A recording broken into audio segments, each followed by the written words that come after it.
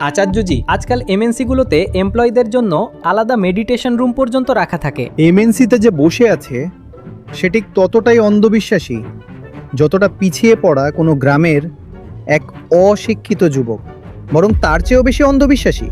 আপনাকে কিছুটা কোডিং শিখিয়ে দেওয়া হয়েছে আর মার্কেটিংয়ের 5 পিস বুঝিয়ে দেওয়া হয়েছে, এতে কি আপনি শিক্ষিত হয়ে গেলেন? বেশিরভাগ লোক যাদের তুমি বলো যে এমএনসিতে কাজ করে, তারা তো এদের মধ্যেই পড়ে। বিটেক বা এদিক ওদিক থেকে এমবিএ করে বসে আছে। ওটা কি কোনো শিক্ষা হলো? অশিক্ষিতই রয়ে গেছে। সেই জন্যই তো আজকালকার যেসব আধুনিক ইংরেজি বলা বাবা রয়েছে, এদের সবচেয়ে বড় দর্শক শ্রেণী কিন্তু ওই এমএনসি আর আমেরিকাতেই পাওয়া যায়, কারণ এদের বোকা বানানো অনেক সহজ।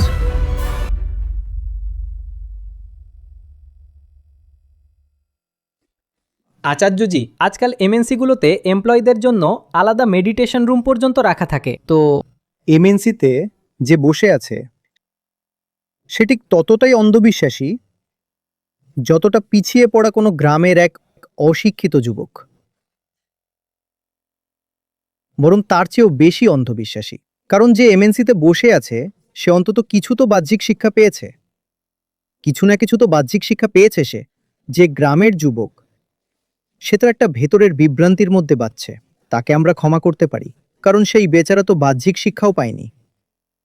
একদম পিছিয়ে পড়া কোনো জায়গার কোনো যুবক হতে পারে বা কোনো মেয়ে হতে পারে, তাকে তো জানানোই হয়নি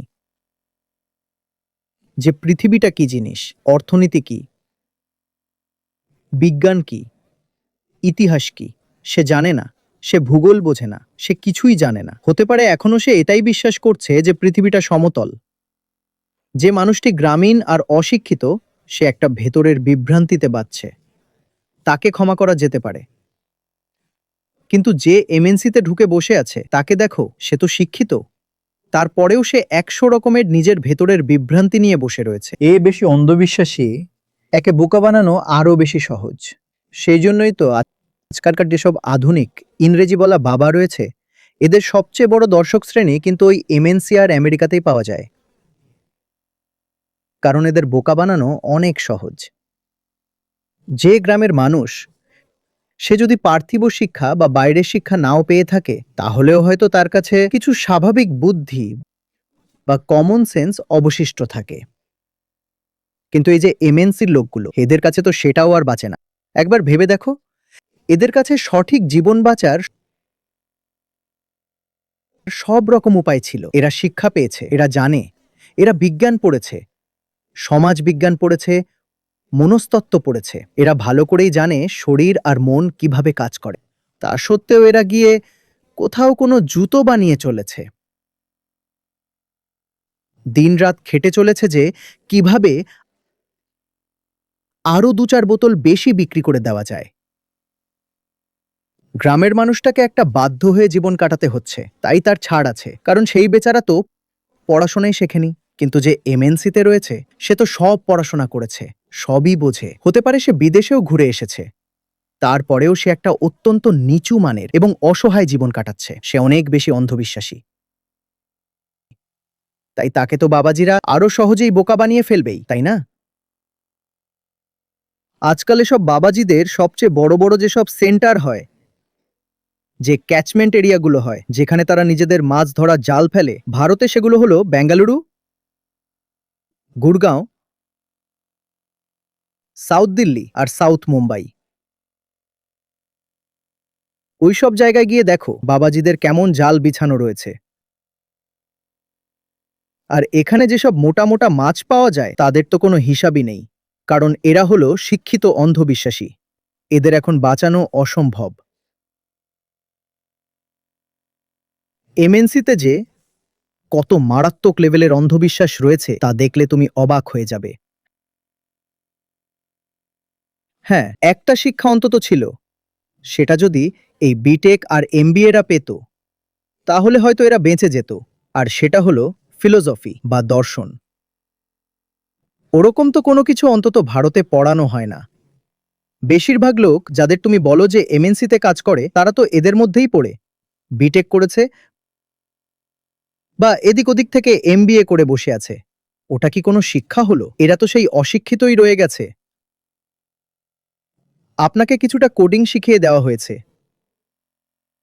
আর মার্কেটিং এর 5 পিস বুঝিয়ে দেওয়া হয়েছে। এতে কি আপনি শিক্ষিত হয়ে গেলেন?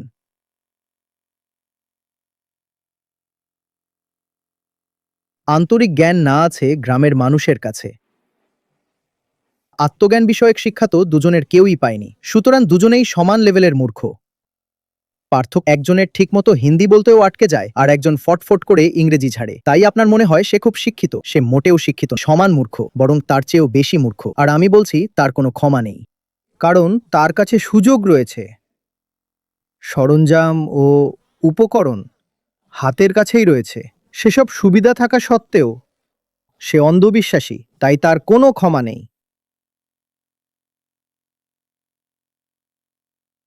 তোমাকে যদি কোনো ধরনের রহস্যবাদ বা মিস্টিসিজম বেচে বোকা বানাতে হয়, তবে ভুলেও গ্রামের দিকে চলে যেও না। সোজা ধরা পড়ে যাবে। 2-4 জনকে হয়তো বোকা বানিয়ে ফেলবে, কিন্তু তারপর কেউ না কেউ ধরে সোজা পেটানো শুরু করবে। গ্রামের লোক তো ভাই একটু রাফ আর বেপরোয়া হয়, সোজা মার লাগাবে। তোমার যদি একদম প্রকাশ্যে ধুমধাম করে বোকা বানাতে হয়, তবে যাও এই তথাকথিত শিক্ষিত মূর্খ দর্শকদের দিকে, যারা এই পিঠে ব্যাগ ঝুলিয়ে ঘুরে বেড়ায়, এদের দিকে যাও।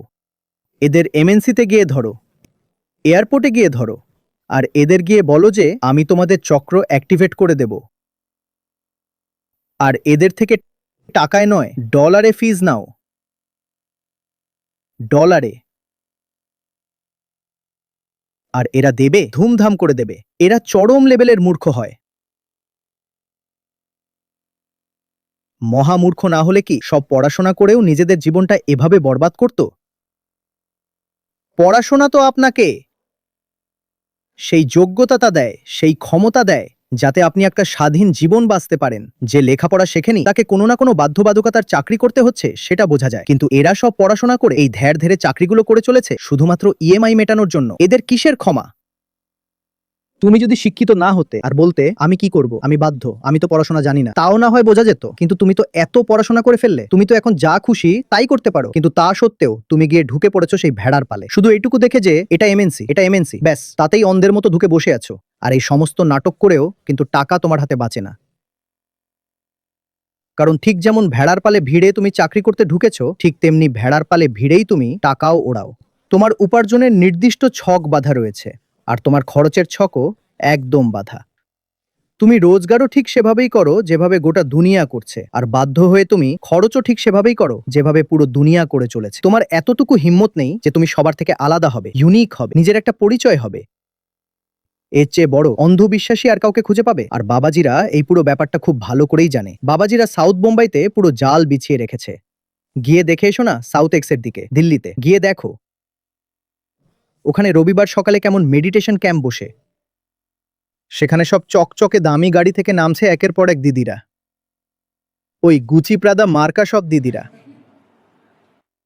আর নেমে বলছে, ও মাই গড, আজকের এক্সপিরিয়েন্সটা জাস্ট ফ্যান্টাস্টিক ছিল, আই এম স্টিল ভাইব্রেটিং। আরে ও দিদি, বাবাজি যে নিচে ভাইব্রেটরওয়ালা ম্যাট বিছিয়ে রেখেছিল, আরে ওটার উপরেই তুমি বসো করে চলতে শুরু করে।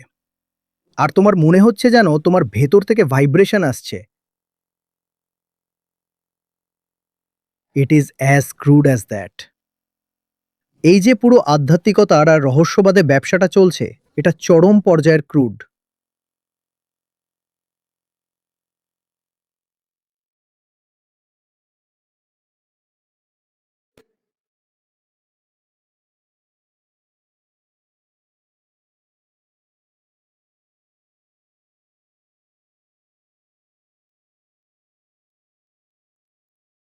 কথা বোঝা যাচ্ছে? এত সহজে এদের সম্মান দিয়ে ফেলো না। তোমাদের প্রশ্নের ভেতরেই লুকিয়ে থাকে প্রচুর শ্রদ্ধা। MNC, MNC, so what, my foot MNC.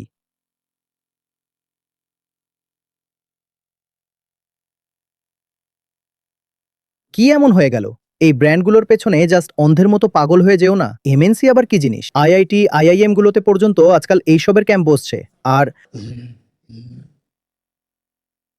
তো দু একজনের শরীর থেকে নাকি সত্যি সত্যি আলো ঠিকরে বেরোচ্ছে।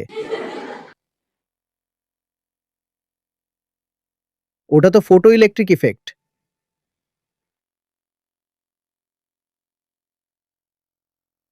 আমার সামনে আসুক না একবারটা চড় কষাবো, তারপর বলবো দেখো এবার তোমার গাল থেকে আলো বেরোচ্ছে, এটা তো পিজো ইলেকট্রিক ইফেক্ট।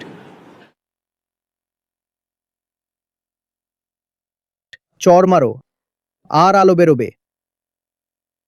এই জিনিসটাকেই যদি আমরা ডলারে কনভার্ট করে দিই, তবে ওই ইন্টারন্যাশনাল অডিয়েন্সদের গিয়ে দেখো, তারা সবাই লাইন দিয়ে এসে দাঁড়িয়ে পড়বে। আসতে থাকো, চড় খেতে থাকো। It is as crude as that.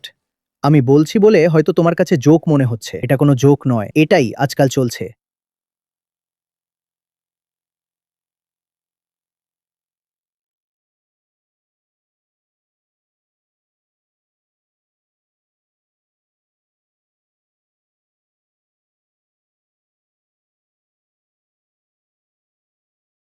ইয়ার তুমি